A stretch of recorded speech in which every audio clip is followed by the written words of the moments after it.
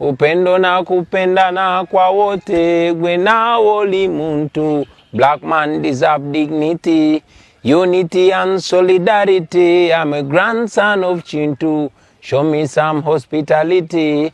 I could be your distant cousin, cause we born from the same bone, cut from the same cloth. African people, we are one and the same. Yo, my name is Bobi Wine, also known as Kyagulanyi Sentamu. I'm a music man, musical artist, actor and activist, also a political leader and the head of the National Unity Platform, political party in Uganda, and the People Power Movement for the liberation of the people of Uganda. The problem of Uganda right now is the same problem that Uganda has had for 35 years. The bloodthirsty and brutal military dictatorship presided over by General Museveni, which has dehumanized the people of Uganda and denied them any right to be human beings in their own country. And after that problem is solved, everything else is going to be secondary. I decided long ago that enough is enough, but my decision and my resolve goes from one level to another, from a level of just being disgusted by the autocracy to a level of speaking out against it, singing against it, to a level of acting politically against it. I stood and won a presidential election, which General Museveni stole blatantly, and now we are in the next phase of that struggle. So I decided long ago, but the levels keep transcending from one to another. Yeah.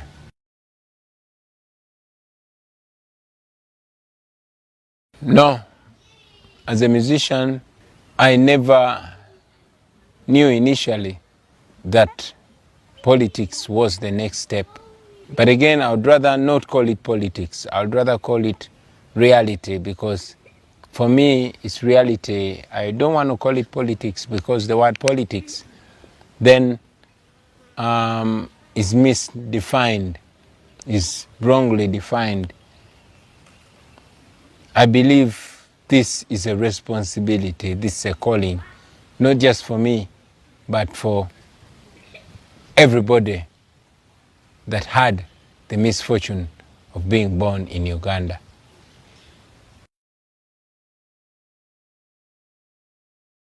I have always spoken for myself. I'm a common man. I'm a ghetto youth. So I have always spoken for myself. And in the process, I find myself speaking for so many other common people, for so many other ghetto people. And interestingly, by speaking for the common people and the ghetto people, I also end up speaking for everybody else. Because if the common people are all right, everybody is going to be all right. But if the common people are not all right, nobody is going to be all right. There's going to be more crime, there's going to be more insecurity. So it has been and is still important to me that the common people are sorted. Well, I must say it is very, very possible for anybody, including myself, to fall into the trappings of power. How do I make sure I don't end up with a hero to villain story? Is by not taking it only upon myself. I always tell people that I'm not here to save anybody. I'm here to play my role in saving myself and everybody else. And if everybody else plays a role, then we liberate ourselves as a nation, not as an individual. I did not give up music because I'm a musician. That is me. But again, I'm a Ugandan before I'm a musician, just like anybody else is a lawyer, a Ugandan before they are lawyer, doctor, teacher, soldier, name it. So I'm a Ugandan even if I'm a musician. And I know that it's music that has been the most powerful tool in the communication that we do. And it's music that endeared me to most people. So there's absolutely no way I can leave music. It's my identity. And even after all this is over, because one day the struggle is going to be over and we are going to be free, I cannot wait to become a singer once more. That's my passion. That's my favorite activity. That's the best thing that has ever happened to me, being a musician. And I miss my musical life. But we have work to do here. Yeah. I said my music, like all revolutionary music, like all anti-oppression music, is dangerous to the dictatorships. Particularly what makes my music dangerous to the regime is that it speaks the truth and it cannot be limited. It has been abolished on radio and TV stations, and some people are actually being abducted for simply playing my music loud. But it is unstoppable, especially in this day and age of the internet and social media. Our music moves so fast. So having music for me is having a very powerful weapon at hand. I did not choose xenophobia as my next single. It chose me. My music is a response to what is going on. So there was rampant xenophobic attacks against fellow African people, fellow black people in South Africa, and we've seen that in some other places. And for me, it was important to respond to those attacks with a call to stop xenophobia, to reject it. My fellow artist, my brother Nubian Lee, with whom we sang this song, Xenophobia, is in prison.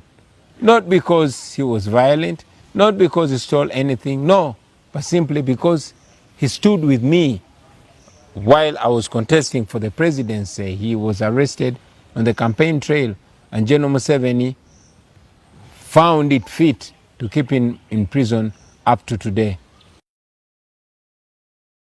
Well, Nubian's release and the release of all other political prisoners, I must say it's not just Nubian Lee. They are in thousands. Thousands of young men and women are in prison. Some are dead. Some are missing simply because they stood with me, non-violently, but because they supported me when I ran for president. His release, like the release of many other comrades, will mean a triumph of good over evil.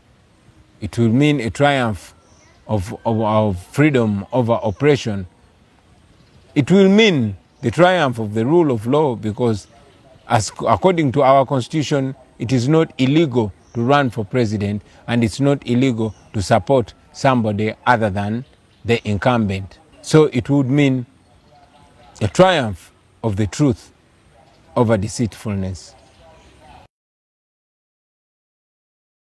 Of course, I felt terrible, but I was not surprised. I knew that General Museveni was heading, I knew that we were defeating him fair and square, and he knew it.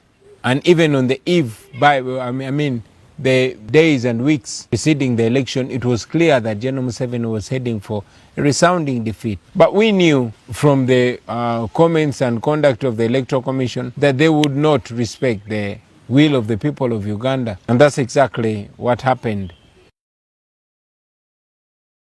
I'm reminded by the massive support that we receive every day, even after the stolen election. Wherever we go, the people of Uganda motivate us, they encourage us, and that keeps us going. I think the future of Uganda is in the hands of God. We as Ugandans can only do our part, fight for the rights of those that cannot fight for themselves, defend those that cannot defend themselves. But God is going to play the biggest role in this.